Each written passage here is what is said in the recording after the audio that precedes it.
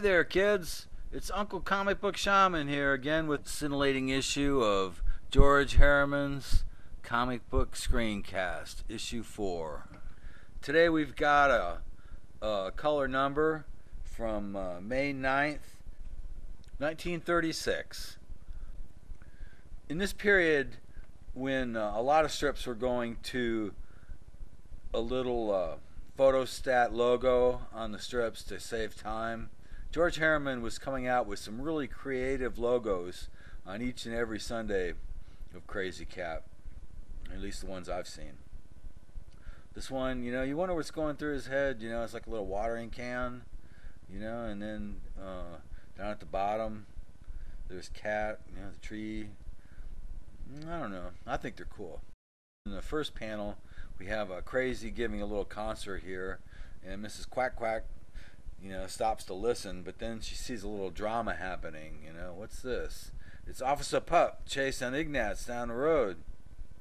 And Crazy sings, "Oh, a sweet songful cowslip in the meadow did croon a soft bull whine moo to Looney the Moon. And in the bog a big bulrush on the pretty posy had a crutch on the wearer jelly at the moon. Oh, little cowslip, have a care, pretty cowslip, better beware." Through the woods, through the stream. There's danger in the air, and is looking everywhere to seize your croon to the figgle moon. I win, rascal. Give me that dime, cop. And now, varlet, I'll race you back. Oh, it's all so futile. And whistle a song to me. Herriman. Today I'm delighted to have a guest of great stature in cartooning, Mr. Sergio Aragones. This is a little talk he gave at WonderCon 2008, at which I was present with my little camera. And here he talks a little bit about cultural differences in humor, and I think this was kind of interesting. I hope you like it. Is humor the same in Mexico or around the world than it is in the United States? You find some things are funny here that aren't funny abroad? Yes, basically humor is something that nobody can describe it, but tickles you, makes you laugh. Mostly is cultural. If you are a doctor in Mexico, you will laugh at the same jokes that a doctor in the United States will laugh at, because you have both gone to college, you have a certain level of education, and you are interested in certain things. So if you go to college, no matter in what country, you laugh about the same things.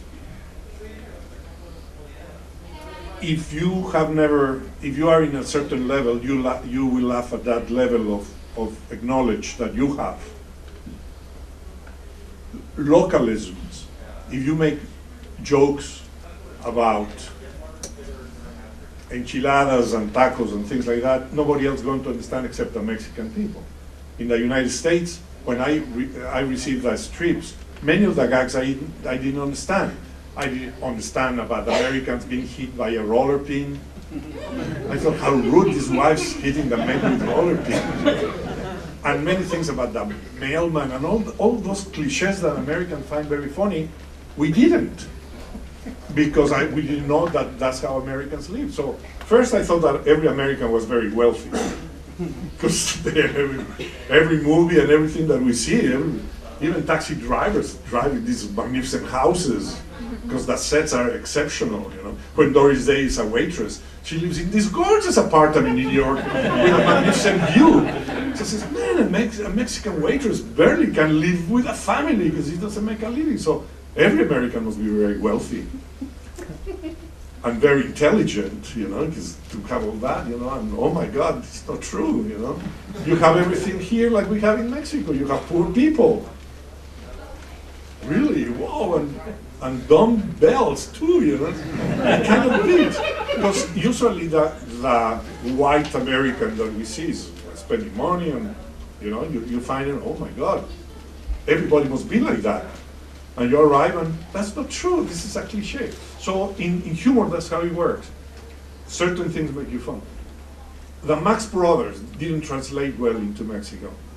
Why? Because Mexicans, we don't make fun of little old ladies. I mean, we'll die before we can make fun of hit an old woman, And the Marx Brothers were slapping them and doing all kinds of things. That we don't find humorous. There's a lot of things that certain cultures find funny, other cultures don't find funny. In Japan, that'll be the day that you can make fun of anything, because they are more respectful. So their humor is completely different. It's more benign in many forms. So that's what it changed. But in general, yes, everything is the same. And it starts when you're a kid. What makes a kid laugh is so different than what makes a kid laugh in another country. I try that in many of my trips. I try to make drawings for kids. And again, it's cultural. When I do a cartoon, I go to a class and talk to the school here. The first thing the American kid says, "Oh, draw the teacher! Yeah, draw the teacher!" And the more ridiculous you draw the teacher, the more they laugh. I did that in a Mexican school in the Yucatans once, and I start drawing, and I says, "You want me to draw the teacher?" And every kid turned around to look at the teacher to see what face he did, And the teacher went, "Sure, go ahead, So I draw the teacher, And then they look at him, and if he laughed, they laugh. No kid would dare laughing to the teacher. So when the teacher laughed, they laugh. They giggle and then they laugh. Well, I was in Africa once. I went in Kenya, and I started making drawings. I always carry my portfolio with me, with my paper. And they didn't understand one line of what I was doing. These absurd things. They never seen the movies, the cartoons on the movies. I wasn't on the city, because I'm very sure that an African kid on the city will understand more of that. But I was on the boondocks, and there's no way I could make these silly cartoons. They didn't know what it was. They didn't find it funny because they didn't relate it to anything that I know. But then I tried to do it a little more realistic with a guy being hit by a cow. Well, these little Maasai kids, they crack up. They love it. And it was a very silly thing. It was just a guy being hit by a cow. But that they found it really funny, because they have never been on the movie. But this was in the 60s, in far place. If I had gone to school, I'm very sure that they would have laughed at many of the things that the Mexican kids or American kids will have laughed. I would have loved to have done the thing with the teacher, to see what type of respect also they have for the teacher, which I assume is mostly like in Mexico too. But yes, that's it changes on that on those levels. There's 4 distinct elements going on here in this strip. There's Crazy singing his song. There's Miss Quack Quack, always on the move and always looking for something interesting. And there's Pup and Ignatz in their race. And there's also the background, the shifting background that Herriman is so renowned for. The mesa, the lake, the reflecting lake. And Crazy Cat, it's a stage. There's Crazy, he's performing, and there in front we have the footlights and the proscenium of the court curtains.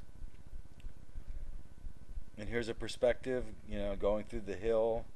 They're all ahead. They're ahead. There's just the umbrella hooking Crazy. I think Mrs. Quack Quack, she's so intent, on finding out what's going on that she doesn't really intend to grab Crazy and drag him along. She just it just happens, you know, and she doesn't even realize that she's pulling Crazy along, in my opinion. And she's so intent that she's just dragging along. Is like, why is this umbrella so heavy, you know? And Crazy's so intent on his song, you know, that he's not giving an inch. Again, you know, Crazy goes through the tree. They swim through the, I don't know what. You know, I always thought they were in the desert there, but you know, there's water when Mr. Harriman decides to draw it, and they come into a cave, you know, a tunnel in the mesa, and the little design elements of the flower. It's like we're looking through a stereopticon, you know, that's of the past era. That's what that looks like. And the little flowers, are those flowers, or are there gears or something? I don't know. And then here, this is like, are we looking through a window? You know, the little element of the, it's like a little kind of curtain with the tassels and the little decorations. And they're going across this little plank between these two high mesas, and you're looking off down in the distance. I mean, it's dizzying height. Bam! They're at the jail. You know, what the hell? And then we have to recap. Give me that dime. Now, varlet, I'll race you back. It's all so futile. And whistle a song to me. You know, I'm thinking maybe that was a popular song in the 30s, the Crazy singing that George Crazy catechised or Harrimanicized. I don't know what you'd call it. His interpretation. What's the moral of this story? You know, it's what you make of it. You know, things happen. And then you have a perception of it. Crazy's got a perception. Mrs. Quack Quack's got a perception. You know, the mouse and cop, they have their perceptions. We have our perceptions of the landscape. As readers, we're looking, and this is happening, and we perceive what we perceive. It's a nice little piece. I like this strip. Well, thanks again for watching, or listening, or both. We're here every week after the weekend. You can find us at www.coconinobrickworks.blogspot.com. I don't know if you need the www anymore. Modern browsers being what they are. Listen to your woman, but not closely.